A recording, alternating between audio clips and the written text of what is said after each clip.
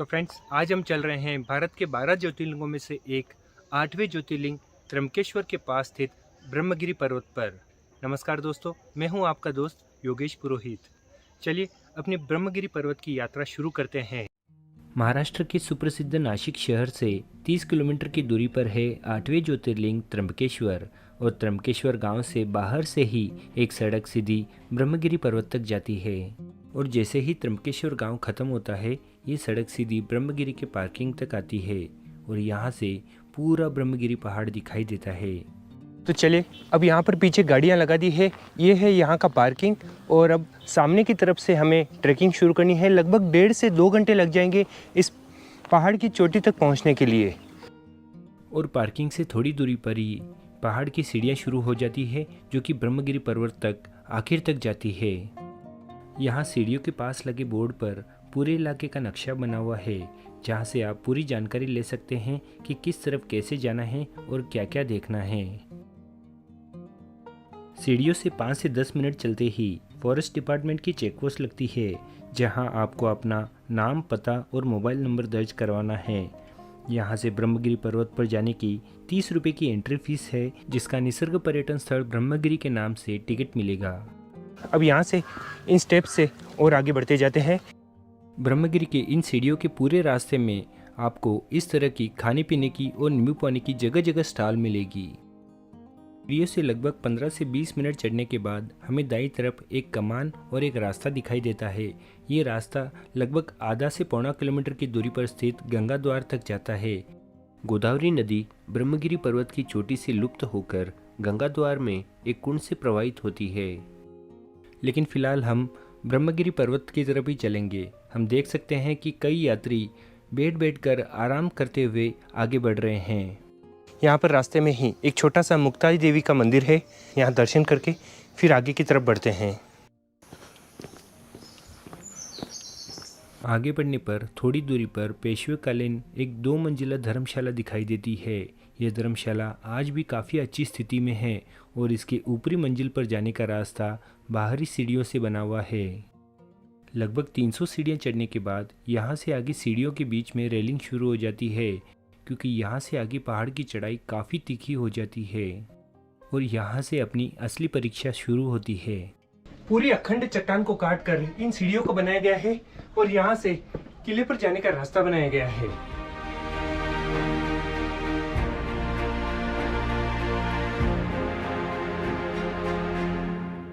यहाँ पर रास्ते में ही एक 6 फीट की हनुमान जी की मूर्ति के दर्शन होते हैं और यहीं से आगे और सीढ़ियाँ ऊपर जाती है।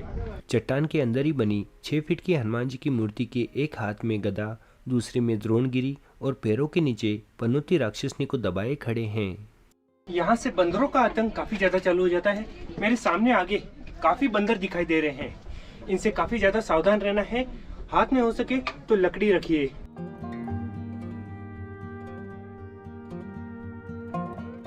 जैसे जैसे आगे बढ़ते हैं, सीढ़ियों की चढ़ाई ज़्यादा मुश्किल और तीखी होती जाती है और ये सीढ़ियाँ पहाड़ में चट्टानों को काट कर बनाई हुई है। सीढ़ियों के दोनों तरफ हम पहाड़ की खड़ी चट्टानों को देख सकते हैं। पूरी चट्टान को काट कर इन सीढ़ियों को बनाया हुआ है और जबरदस्त कलाकृति का उदाहरण है ये। पुरातन काल में किस तरह से इन सीढ़ियों को बनाया गया होगा, हम सोच भी नहीं सकते। इन सीढ़ियों से चढ़ते वक्त काफ़ी दम लग जाता है। चट्टानों को काट कर बनाई गई इन सीढ़ियों की कलाकारी बहुत ही बेहतरीन है। यहाँ पर आप पीछे एक गुफा देख सकते हैं, जिसके ऊपर लगभग बंदरों ने पूरा कब्जा किया हुआ है। बहुत ही सुंदर मूर्तियों से सुसज्जित इस चट्टानी कमरे पर पूरा बंदरों ने कब्जा किया हुआ है। इस वजह से इस कमरे के अंदर की शिल्प को हम देख नहीं सकते। यहाँ पर अपने हाथ में कोई भी खाने पीने की या कीमती चीज मत रखिए। ये बंदर हमला करने में बिल्कुल भी संकोच नहीं करते हैं।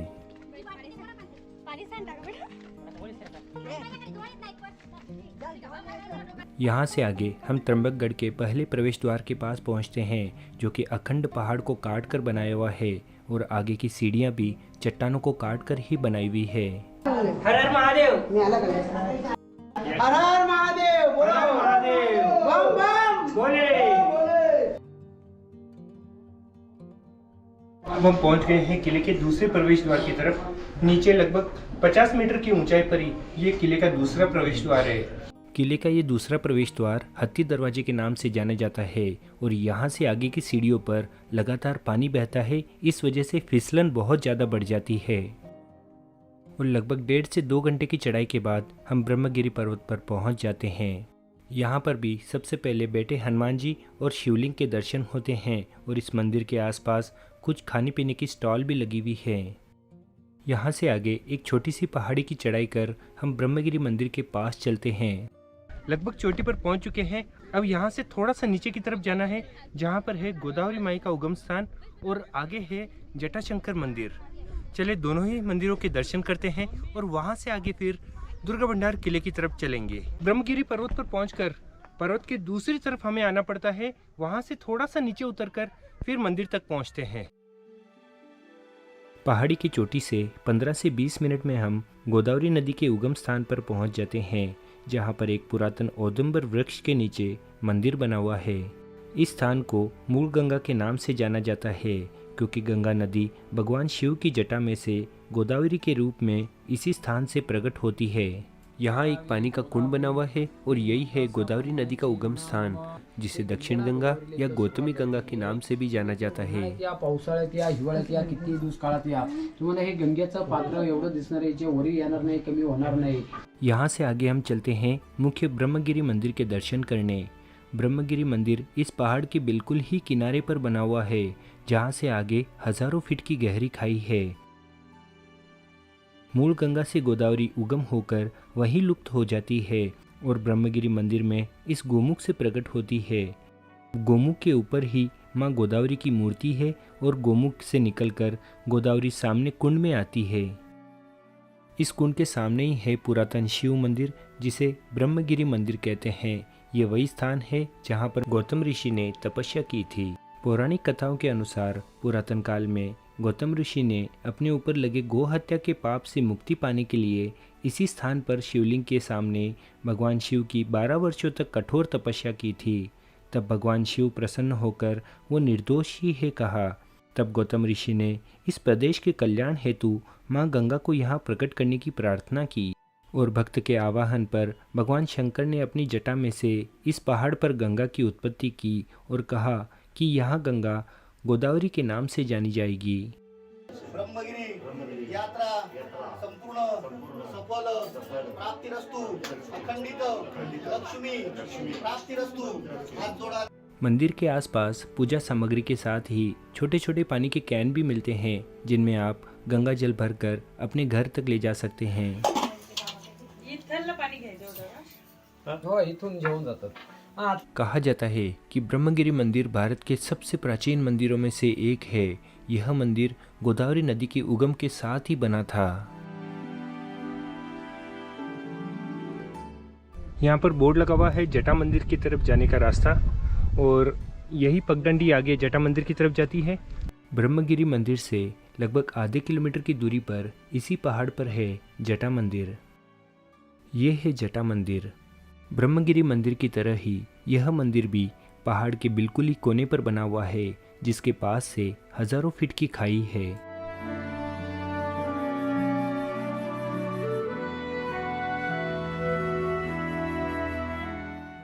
गोदावरी का जल जब इस स्थान से दक्षिणमुखी होकर समुद्र की तरफ चल दिया, तब गौतम ऋषि की प्रार्थना पर शिवजी ने अपनी जटा पटक कर गोदावरी को यहाँ से लुप्त कर दिया और उत्तर की ओर मोड़कर त्र्यंबकेश्वर के पास प्रकट किया।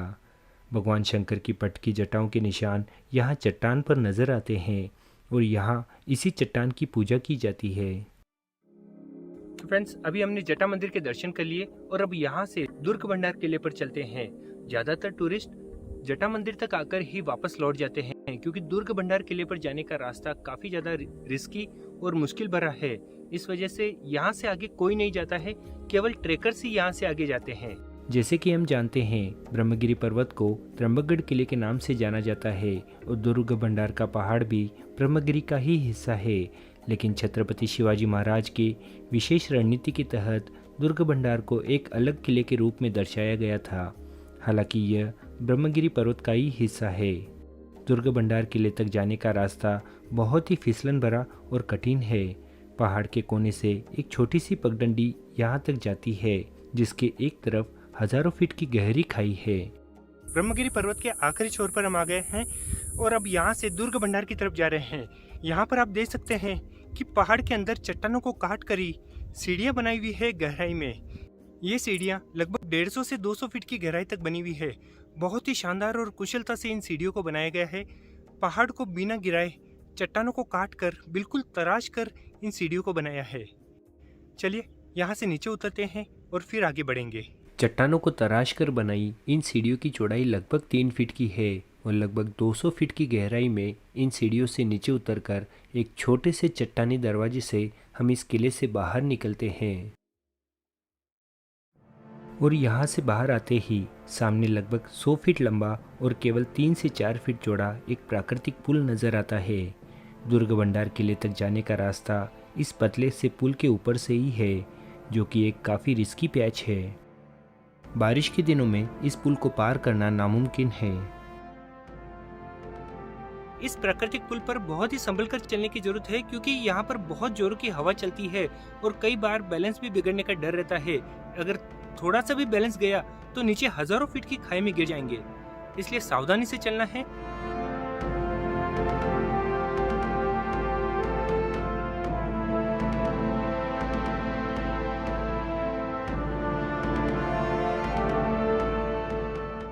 ये है दुर्ग भंडार किले का प्रवेश द्वार।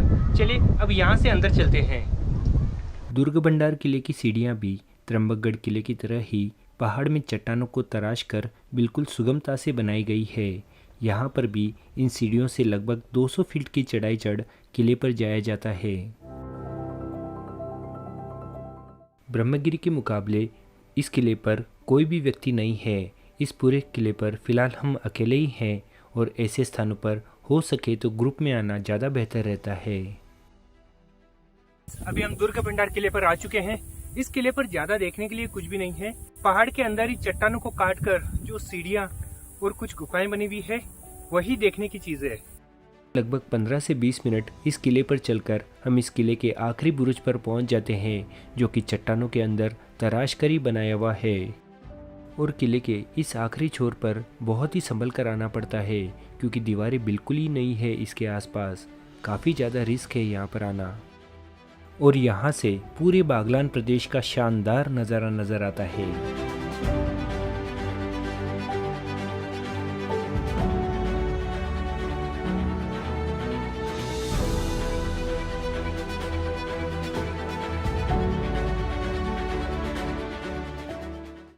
और यहाँ पर लगभग 15 से 20 मिनट आराम कर उसी प्राकृतिक पुल को पार करते हुए हम वापस ब्रह्मगिरी पर्वत पर पहुँचे। और ब्रह्मगिरी पर्वत से लगभग 1 से सवा घंटे में हम वापस पार्किंग तक पहुँच गए। और इसी के साथ हमारी ब्रह्मगिरी की यात्रा पूरी हुई।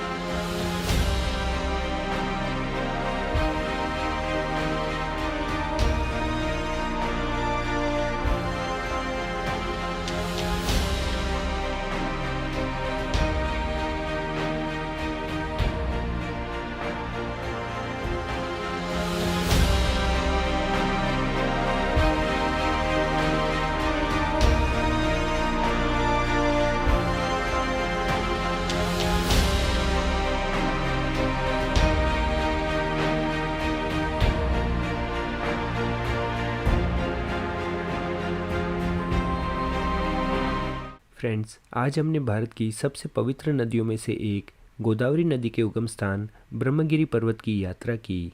आपको ये स्थान कैसा लगा कमेंट करके बताइएगा ज़रूर।